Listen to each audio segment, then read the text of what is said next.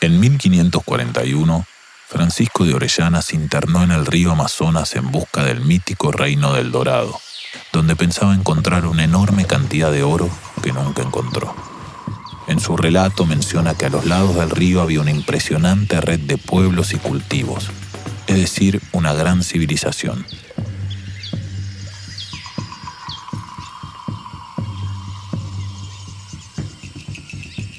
Unos siglos después, un grupo de misioneros llegó esperando encontrarse con la gran civilización de la que Orellana hablaba, pero solo vieron selva y pocas tribus, por lo que el relato de Orellana fue tachado de mentira. Mucho tiempo después, los científicos explicaron que el suelo de la selva no mantiene su fertilidad como para albergar cultivos permanentes una vez que se quita la selva, por lo que no pueden haber habido grandes pueblos o ciudades como los que describía Orellana. Sin embargo, en algunos sitios hay otro tipo de tierra muy fértil, la terra preta. Es una tierra muy oscura, casi negra, a diferencia del color más anaranjado de la tierra en la mayoría de la selva. Los agricultores la buscan desde hace tiempo para sus cultivos. Hasta hace poco se creía que la terra preta era de origen natural, pero estudios demostraron que tiene origen humano, fabricada mediante algún tipo de quema de residuos orgánicos, paja, huesos y varios ingredientes desconocidos. La terra preta era el verdadero oro de los indígenas. Y si hacemos un mapa con los sitios con terra preta, podemos mapear los antiguos pueblos indígenas. En el Amazonas había una gran civilización de varios millones de personas. Luego, estudios satelitales lo confirmaron. Orellana no mintió. El Amazonas que vemos en los documentales es en gran medida un bosque comestible fertilizado durante 8.000 años de trabajo indígena.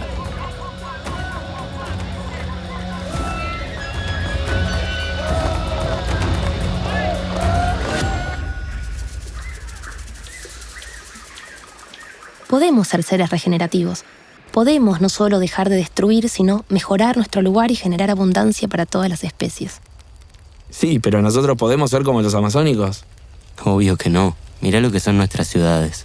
Todo lo que tenemos alrededor destruye la naturaleza de una u otra forma.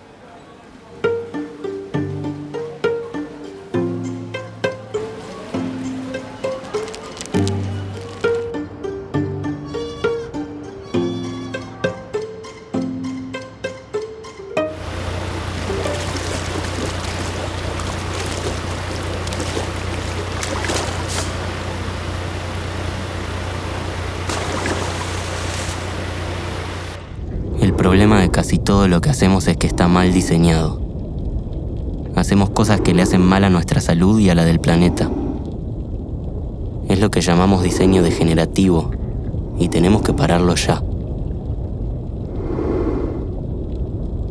No sé, es muy fácil estar en contra del desarrollo, querer pararlo todo. El problema con los ecologistas radicales es que piensan que podemos volver atrás, no sé. Es que no queremos ir para atrás, al contrario, queremos abandonar el modelo extractivista del siglo pasado y abrazar el diseño regenerativo. Rediseñar completamente nuestra presencia en la Tierra, empezando por crear nuevos materiales no tóxicos, hacer o rehacer nuestras casas con bioclimatismo y bioconstrucción, repensar los espacios públicos de nuestros barrios, revisar nuestro urbanismo por completo, conectar industrias en ecosistemas circulares, potenciar la economía circular de nuestras bioregiones y colaborar globalmente para compartir soluciones como nunca antes en la historia de la humanidad y así revertir el cambio climático. ¿Por qué decís que me opongo al desarrollo? Bueno, fue un comentario nomás. Tranquilo. Desde hace 3.800 millones de años, los seres vivos se enfrentaron a millones de problemas para alimentarse, abrigarse, refugiarse, lavarse, ahorrar energía, etc.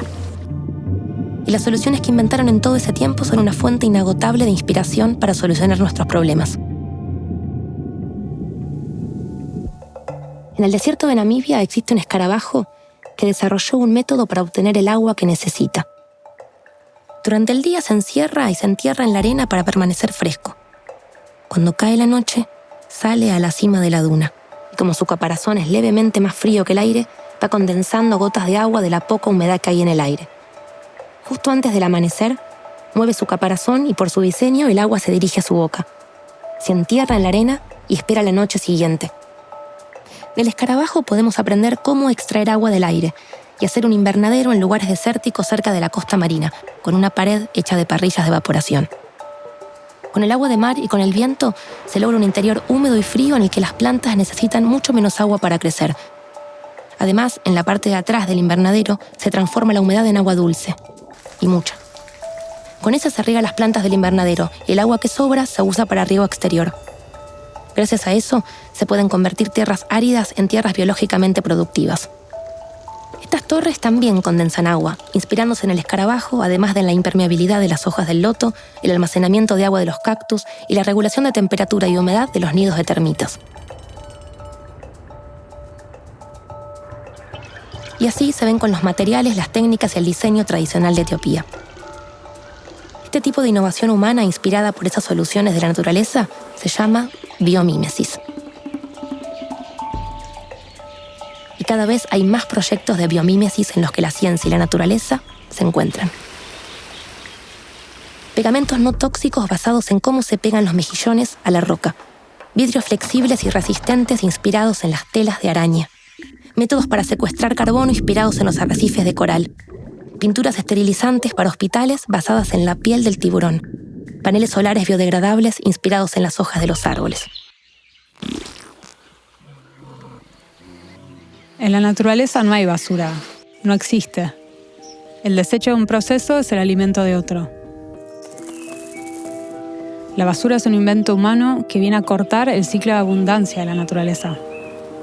Estamos tan acostumbrados a ella que nos cuesta mucho imaginar un futuro sin basura. Pero es perfectamente posible.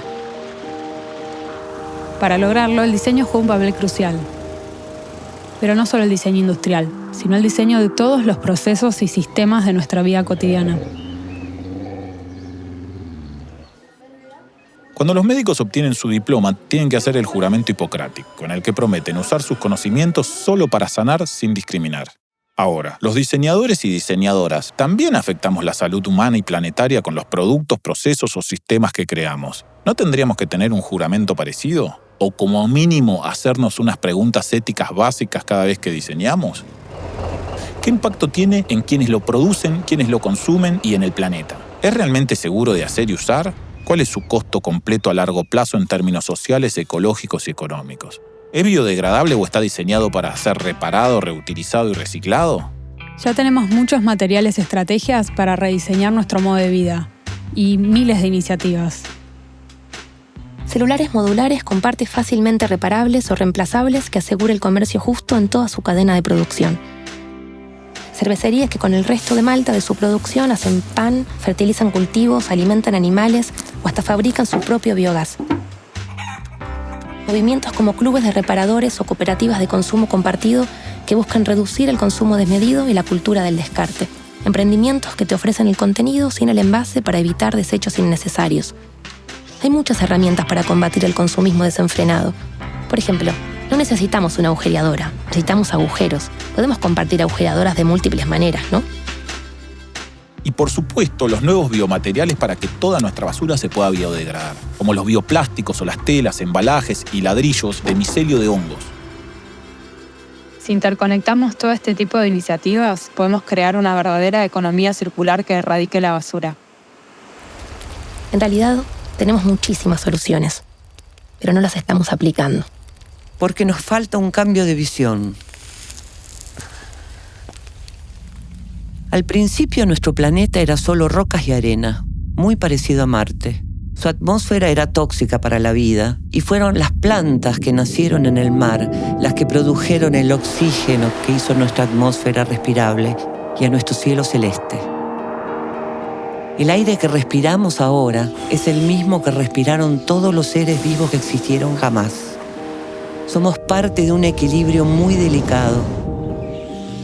De hecho, las personas estamos compuestas de miles de millones de bacterias y otros microorganismos. Más de la mitad de las células de nuestro cuerpo son otras especies. O sea que somos un ecosistema con patas. Me da un poco de impresión pensarlo así. Y además, formamos parte de un organismo mucho más grande, que es la Pachamama, la Madre Tierra, Gaia, porque este planeta está básicamente vivo.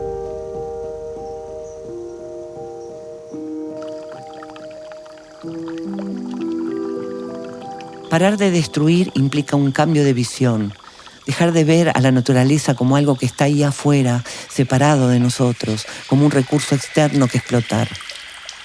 Es hora de abrazar una antigua y nueva verdad.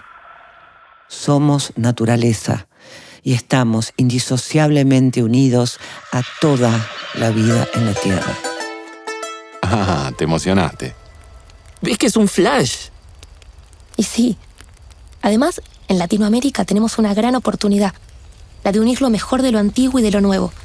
Y en vez de apuntar a ser y consumir como los del mal llamado primer mundo, apuntar directamente a un futuro mejor.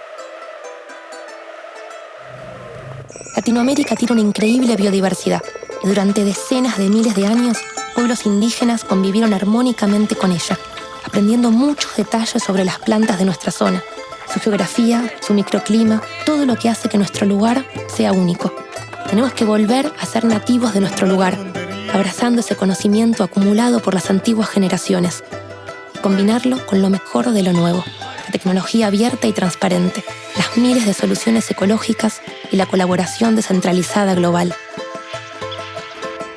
Nos toca rediseñar integralmente nuestra presencia en este planeta, encarando nuestra salud y la de los ecosistemas de manera integrada, erradicando la basura y creando economías circulares, revirtiendo el cambio climático, potenciando la diversidad ecológica y social, creando abundancia a través de la colaboración y asegurando una verdadera redistribución de la riqueza. Es una tarea titánica, monumental, pero no imposible.